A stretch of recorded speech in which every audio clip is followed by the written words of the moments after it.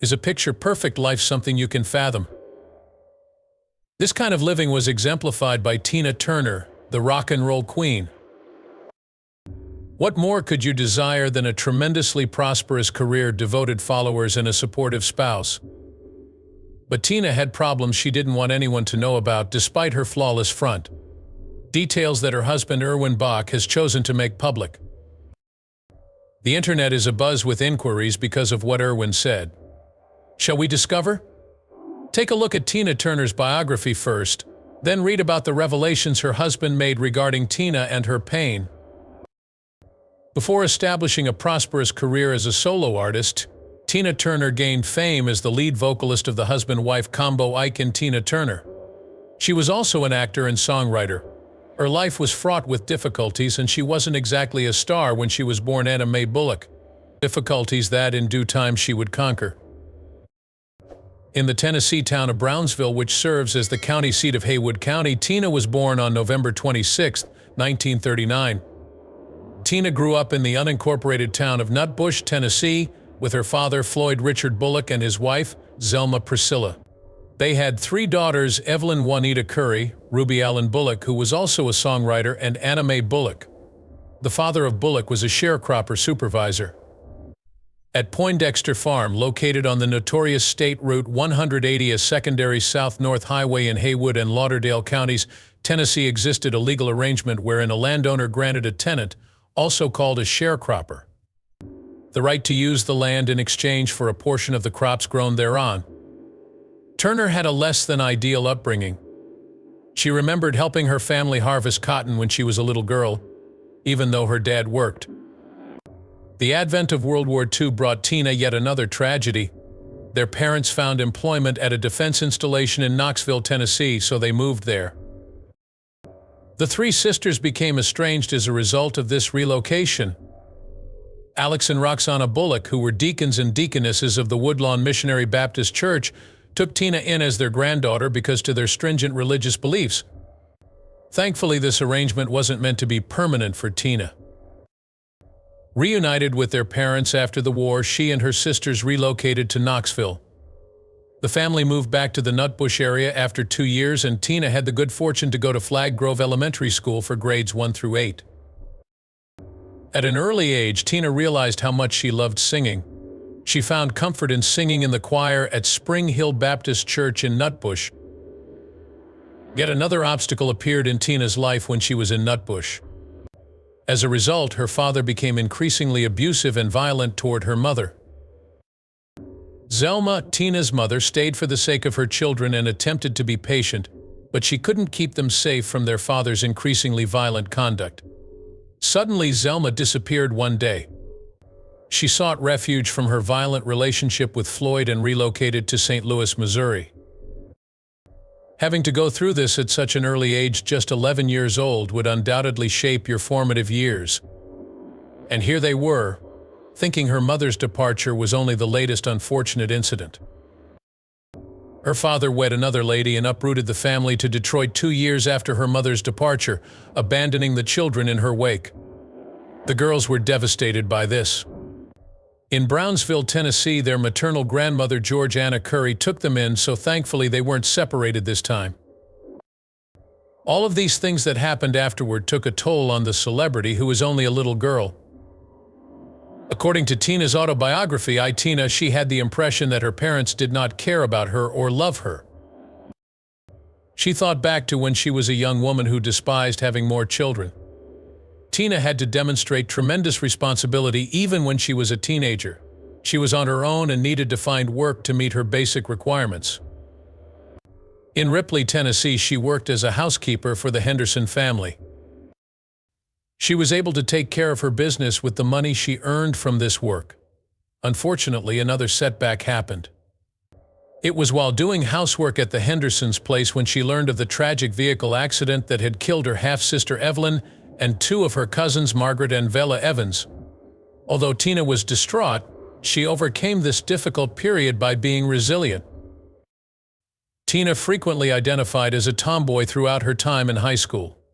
She became well known among her classmates after she joined the Brownsville, Texas, high school's female basketball and cheering squad. She would even be seen mingling whenever she had the opportunity. At the age of 16, she and her sister were once again left alone by her grandmother's death. Until Tina completed high school, she lived with her mother in St. Louis. Sumner High School was her alma mater in 1958. Bullock began her career at Barnes Jewish Hospital after graduating from high school. Tina won a job as a reward for persevering through the difficulties she had as a child. Resilience is clearly on display here. Tina and her sister started performing at various nightclubs in and around St. Louis and East St. Louis. Even though Tina had a job, the Club Manhattan in East St. Louis was one of her favorite venues for performances. Here is where her first encounter with Ike Turner occurs.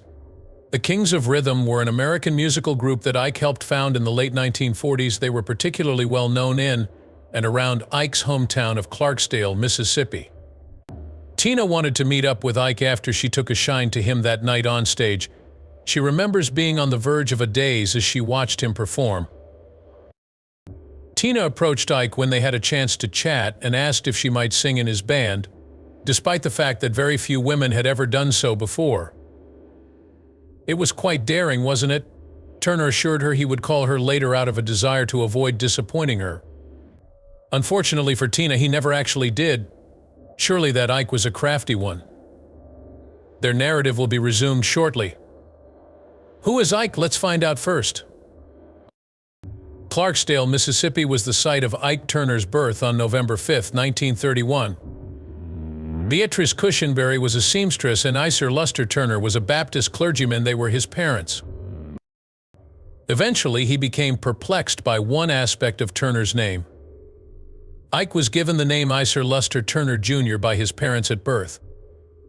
He didn't realize his name was listed as Ike Wister Turner until he applied for his first passport in the 1960s.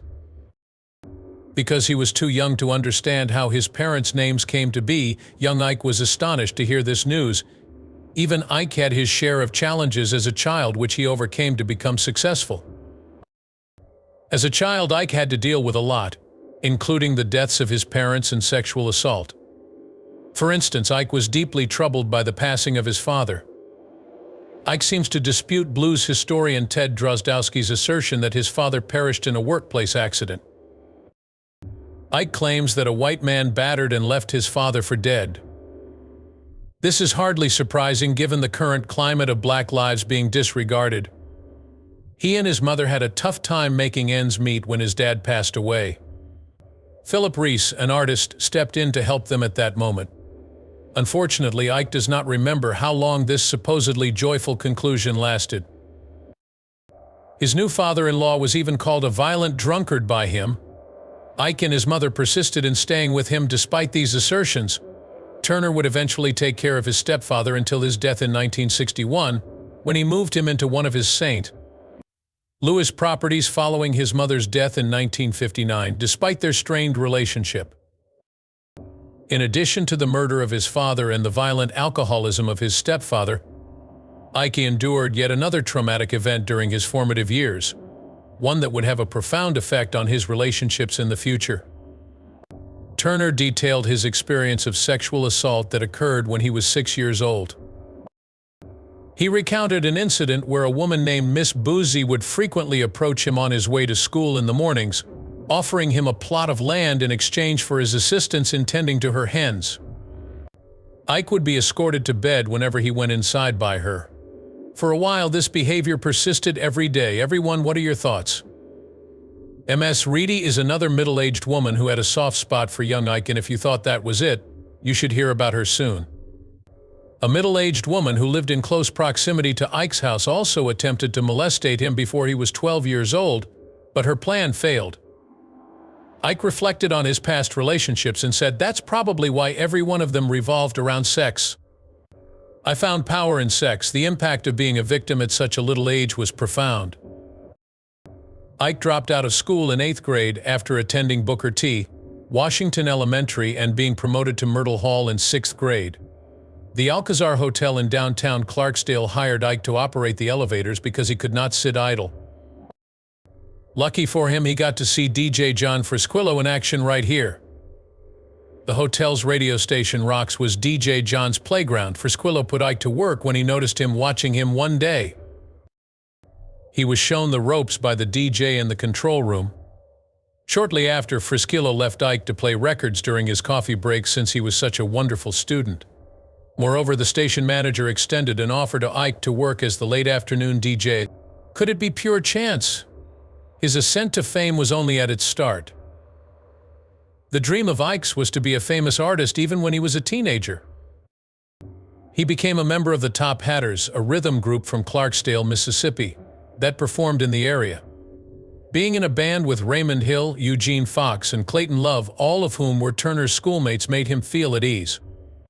With almost 30 members, the Top Hatters were sure to have problems despite their few achievements. After around 6 months to a year, the band split into two separate factions. The Dukes of Swing were formed by a group with the goal of playing jazz music. The other band was led by Ike, who strongly disagreed with this. They rose to the position of rhythm kings. We wanted to play boogie-woogie, the blues, and the music of Roy Brown, Jimmy Liggins, and Roy Milton, Turner stated. Do you recall earlier when I described how Ike left Tina hanging? It just so happened that Tina was everything Ike needed. He had not yet laid eyes on it. Tina successfully persuaded Eugene Washington, the band's drummer, to let her sing on the Kings of Rhythm's microphones during a break one night. Tina got the chance to perform B.B. King's You Know I Love You, a blues song, when the drummer gave her the green light. As she performed, Tina made sure to make an impression on the audience. Ike wanted to know whether she knew any more songs after hearing her sing. The realization of Tina's dream was happening before her eyes. She continued singing throughout the evening, and her exceptional performances earned her the role of featured vocalist in Ike's band. By that time in my life, I would have been completely lost without him, Tina stated in an interview.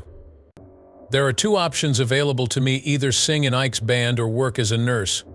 Neither anyone else nor anything else was known to me. Something I wished I could sing. There was a catch, though, to being a band member. The decision that Ike made to marry Tina Turner off to Ann Bullock would have devastating effects on her career as a musician. On weekends, Bullock and Turner would perform at every club in town.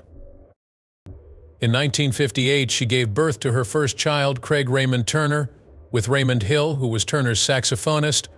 They started dating.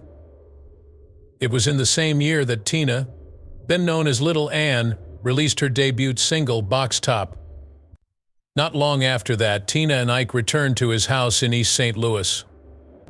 He brought Tina there so she could get some vocal training. There are two grown-ups in a large house who are both giving their consent. It is inevitable that they will approach. They pretended to be siblings at first, but their intense connection quickly blossomed into love. Ike had planned to have his band record a song he had written called A Fool in Love for vocalist Art Lassiter in March of 1960. Despite being scheduled to record in St. Louis's Technosonic Studios, Lassiter never showed up.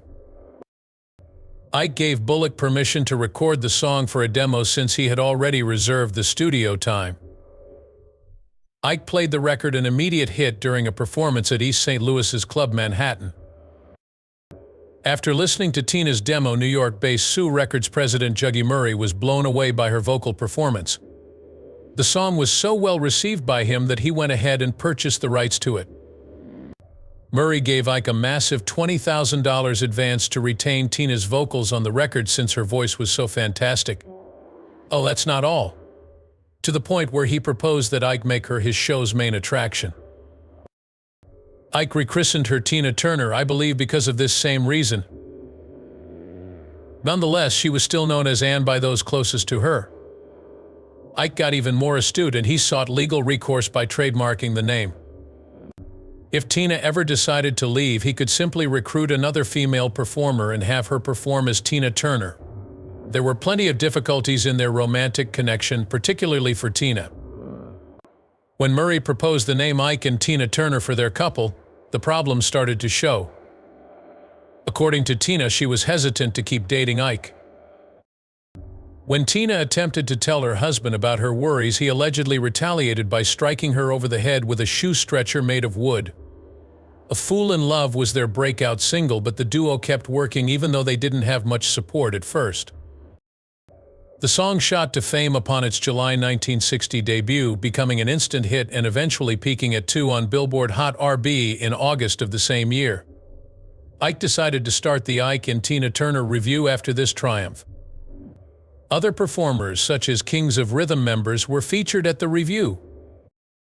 The song rose on the pop singles list. They quickly moved from playing in nightclubs to more prestigious venues like Harlem's famed Apollo Theater. Their marital woes were intensifying in the midst of their celebrity. A 2-year separation would ensue. Their marriage, according to Ike, had no legal standing.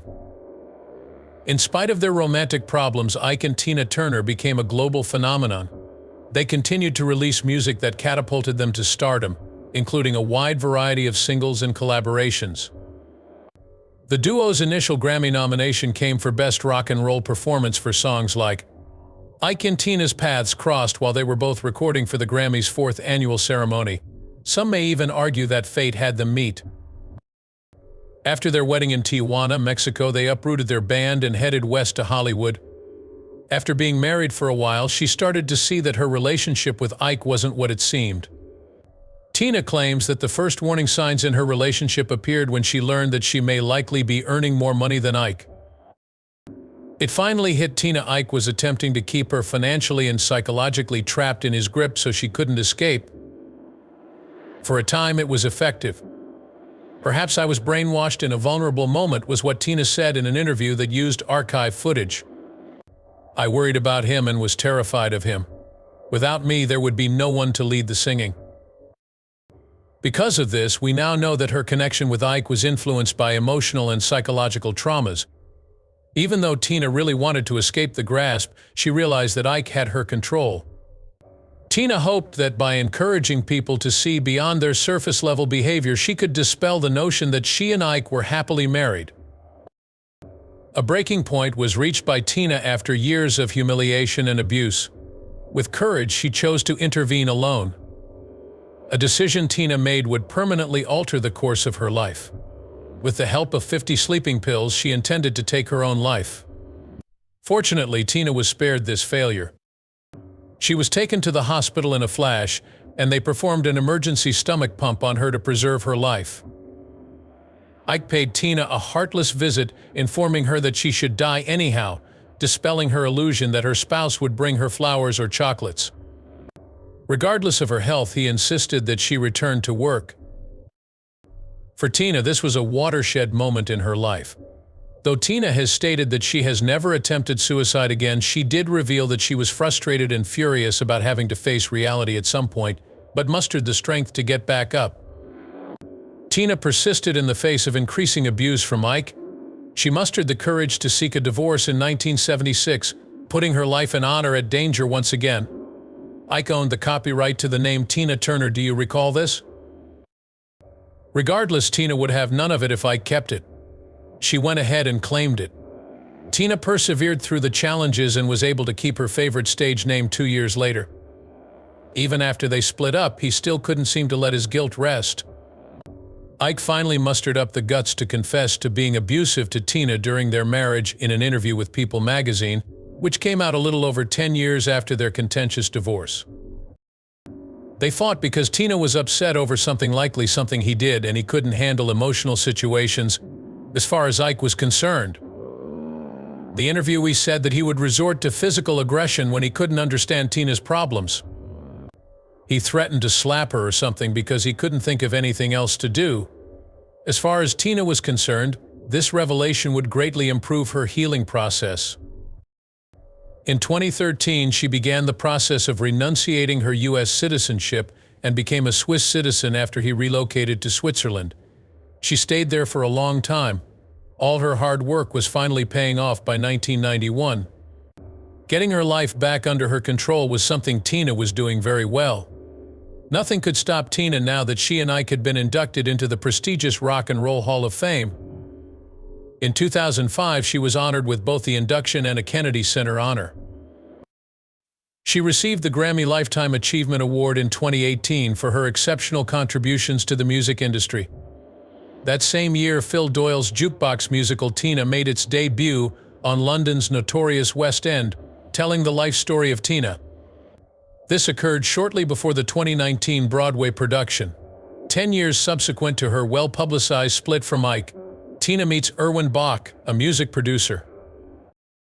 Although they started off as friends, the two quickly decided to move their relationship forward. Coming from a relationship like hers, Tina's first skepticism is understandable. However, after 27 years of dating, the couple finally felt at ease with one another and chose to tie the knot. An interview Tina gave in 2020 said that Erwin taught her to love without changing her identity. Even though their love was obvious, Erwin said she had to ask her twice before she eventually answered yes. He may have been tenacious and determined, but in the end she was given the lady who would become his soulmate. The same year they tied the knot, Tina officially renounced her U.S. citizenship, solidifying her resolve to make Switzerland her permanent home. As Tina adjusted to her new life in Switzerland, her health began to deteriorate. Cancer, renal failure, and other illnesses were constant companions for her. Erwin's noble choice to donate a kidney to Tina came at a time when her situation was deteriorating rapidly. Do you not find this to be an exemplary demonstration of love? Initially, Tina revealed in a blog post for Show Your Kidneys Love that she had to spend time in the hospital due to complications with the new kidneys integration. Until her untimely demise, Tina was undeniably the undisputed queen of rock and roll. At the age of 83, she passed away peacefully at home in Küsnacht, Switzerland, following a long illness. She passed away peacefully in the arms of her devoted spouse. In spite of everything that Tina endured, a traumatic upbringing, an abusive marriage, and the loss of her children, she triumphed. Her life exemplified the power of perseverance, new beginnings, and optimism. Love and tolerance in relationships are also on display in her latter days. The memory of Tina, an extraordinary soul, will endure for generations. I trust this portion was enjoyable for you. Until the next one, see you then.